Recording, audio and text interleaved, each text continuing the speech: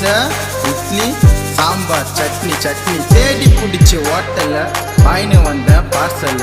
நல்ல ஹோட்டலு தெரியல, வாயின்னு வந்தது சரியில்லை. தோசை இட்லி சாம்பார் சட்னி சட்னி தோசை இட்லி சாம்பார் சட்னி சட்னி போட்டு கடா தட்டை எத்து 5 பூரி விட்டு கடா வைத்து உள்ள வாரி வாரி. தோசை இட்லி சாம்பார் சட்னி சட்னி தோசை இட்லி சாம்பார் சட்னி சட்னி.